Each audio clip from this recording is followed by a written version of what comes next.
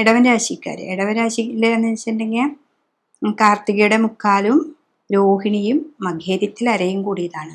അപ്പോൾ ഇടവൻ രാശിക്കാരെ സംബന്ധിച്ച് 2ലേക്കാണ് വ്യാഴം വരുന്നത്. അവർക്ക് നല്ലൊരു സമയമാണ്. 2ാം ഭാവത്തിലാണ് വ്യാഴം. അപ്പോൾ ആ വ്യാഴം നമുക്ക് ഏറ്റവും നല്ലത്, ഇപ്പോൾ നമ്മൾ വിചാരിക്കുന്ന കാര്യങ്ങൾ ആ സമയത്ത് തന്നെ നടക്കുകയും ചെയ്യും. സാമ്പത്തിക പുരോഗതികൾ ഉണ്ടാവാം. നമ്മൾ വിചാരിച്ച കുറേ കാര്യങ്ങൾ, ഇപ്പോൾ വിൽക്കാതെ കിടക്കുന്ന ഒരു സ്ഥലം മറ്റുള്ള കാര്യങ്ങളൊക്കെ ഉണ്ടെങ്കിൽ അത് പെട്ടെന്നൊരു വിൽപ്പന നടക്കാനും ഒരു മാറ്റത്തിനുള്ളൊരു സാമ്പത്തികമായിട്ട് നമുക്കൊരു മാറ്റങ്ങൾ ഉണ്ടാവും.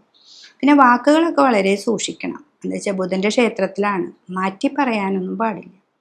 ഇപ്പോൾ എന്ന് വെച്ചിട്ടുണ്ടെങ്കിൽ ബുധനാണല്ലോ ഒരു ചെറിയ കുറുക്കു ബുദ്ധികളൊക്കെ ഉണ്ടാക്കുന്ന ഒരാളാണ്. അപ്പോൾ സാമ്പത്തികമായ വളർച്ചയ്ക്ക് വേണ്ടി ഇതൊന്നും പറഞ്ഞ് നമുക്ക് ആ കുറുക്കു ബുദ്ധിയിലൂടെ ഒന്നും പോവാതെ നമുക്ക് മുന്നോട്ട് പോവുകയാണെന്ന് വെച്ചിട്ടുണ്ടെങ്കിൽ ഏറ്റവും നല്ല ഫലമാണ് നമുക്ക് വ്യാഴം 2ൽ തരുന്നത്. അപ്പോൾ വരുന്ന ധനത്തെയൊക്കെ നമ്മൾ സൂക്ഷ്മതയോടുകൂടി കൈകാര്യം ചെയ്യുക.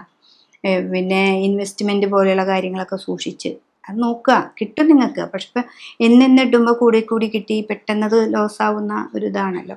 അപ്പം അതൊക്കെ വളരെ സൂക്ഷിച്ച് നിങ്ങൾക്ക് പൈസയൊക്കെ കിട്ടും. വളരെ ശ്രദ്ധിച്ച് നടക്കുകയാണെങ്കിൽ ഈ ഒരു വർഷം ഏറ്റവും നല്ല ഫലമാണ് കിട്ടുന്നത്.